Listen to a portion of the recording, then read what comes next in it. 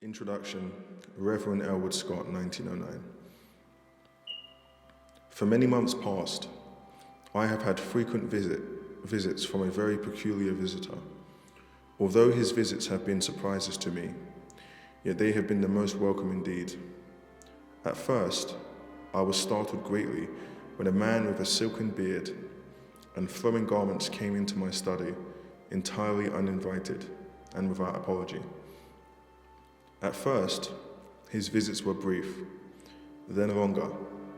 If I went for an evening's walk in a field or woods, he would frequently drop into my company and seemed delighted to walk with me. I soon found that he could speak different languages with perfect ease, and that his nationality was different from my own.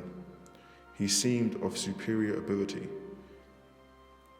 and his intellectual powers were far beyond my own abilities. In short, he was a very uncommon person. I have had a custom for many years past of rising early in the morning and taking a drive for an hour or two before breakfast.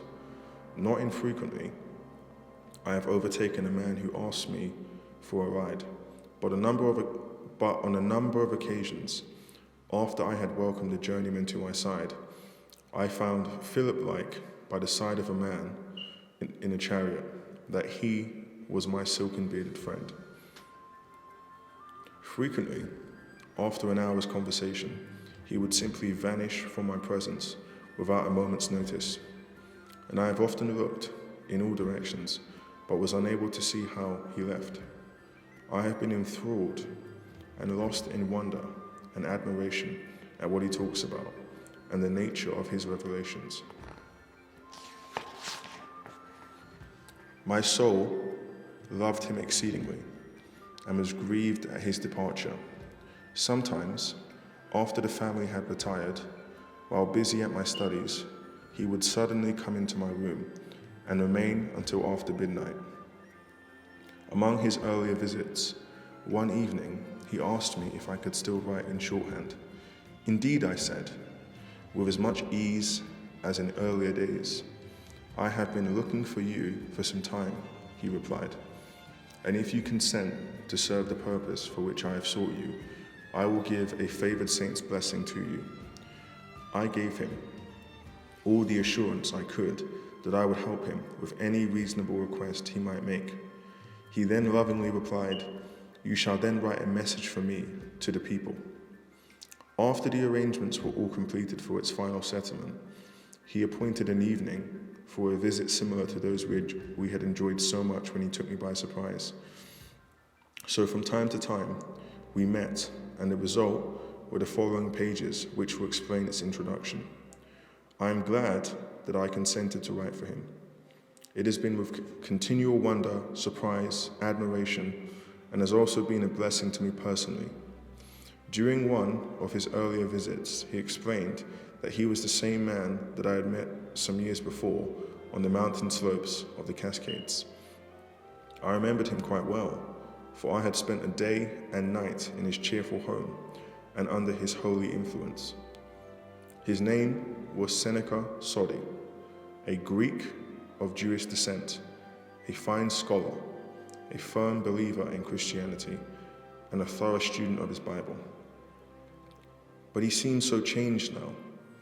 His face glowed with such a halo of light that I did not recognize him at first, and was inclined to doubt his story and to let it all pass as a clever trick that I could not explain, that was being played upon me.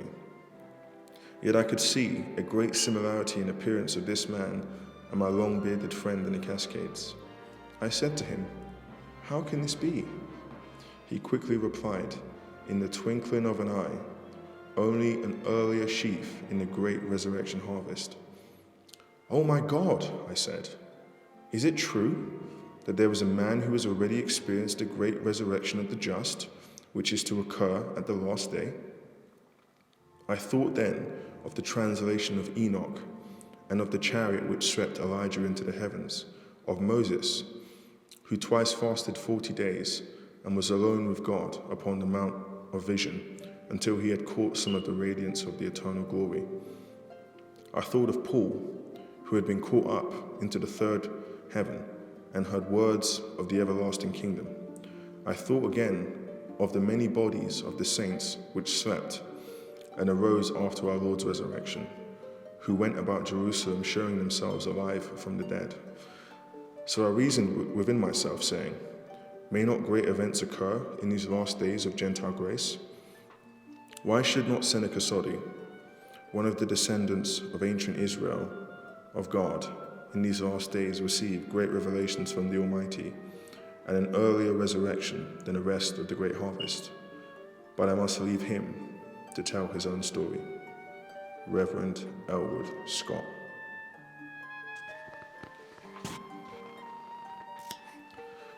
So we're going to be going through the book 40 Days in Heaven, which is an exceptional testimony of a man named Seneca Sodi's heavenly experience over a 40-day period. What he saw, what he experienced, what he heard, what he felt. And I shall be going over this from my perspective with higher quality than I did before.